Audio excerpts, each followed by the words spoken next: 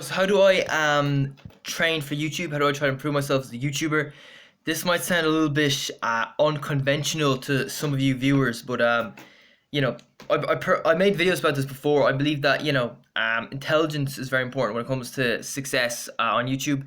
Ryan Trahan, he became successful quite quickly. Yeah, he worked hard, but he also had the intelligence to go with that. Okay, you need both. All right. Ryan Tran, what did he do? He got valedictorian as an 18-year-old. He got a scholarship to Texas A&M. He probably got an academic and an athletic scholarship, I imagine. But he certainly got an athletic scholarship, and we all know he quit running after I think it was 6 months maybe, of going to of university running, and and then he gave up. But he got valedictorian, and I started thinking, wait a second, the reason he did well at YouTube was because he's quite intelligent. If you know what I mean. So, and maybe that's why I was doing so badly myself, because I was unintelligent. I got 195 points in the Leaving Cert. That's quite bad. If you know what I mean. So, for me now, I feel like it's not about making dozens of YouTube videos every day. Some days I don't even upload, but one thing I will do is I will try to improve my brain every single day, and if I can do that, then going strong. Okay, so what do I do? I do things like, I bought this book, The Way of the Runner, a book based on Japanese runners. I made a couple of videos on this. I'm not sure if I uploaded them or not. But so I read this book. That's that's ticked off on the to-do list.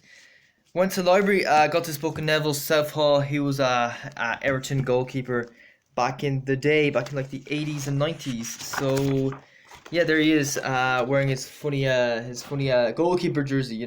Funny jerseys they had back in the 90s, I have to say.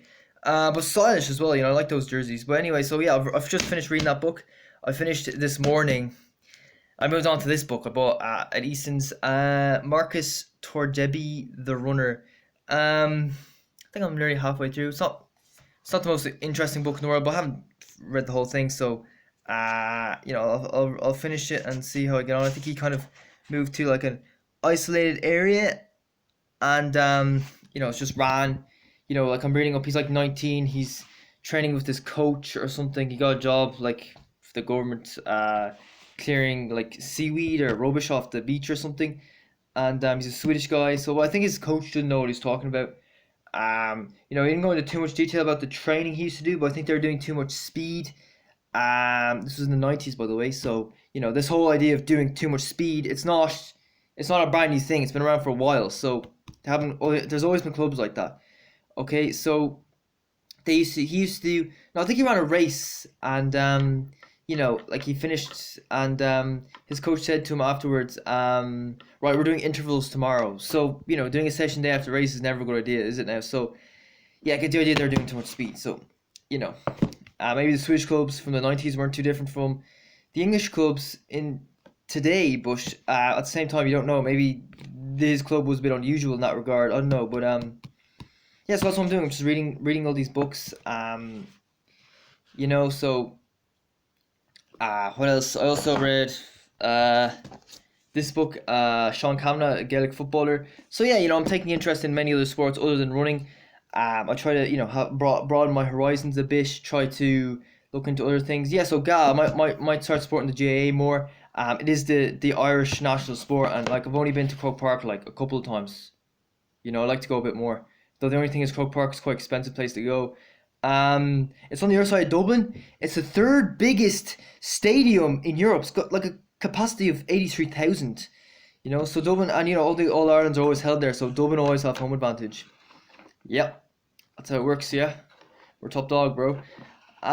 So yeah, I might look into Gaelic more, but I'm still into running. That's my number one sport. I think running is the fifth most popular sport in Ireland, which is surprising, because when I was living in Carrickmines, if you go out running there, people think there's something wrong with you. It's viewed very negatively, at least from my experience. Maybe I was just imagining things, but so yeah, I think in Ireland it's the Gaelic football is number one, hurling's number two, soccer number three, number four is rugby, and then running is number five. So yeah, I'm looking into all these other sports. I'd like to learn about other sports. If sometimes I wish I was 12 again.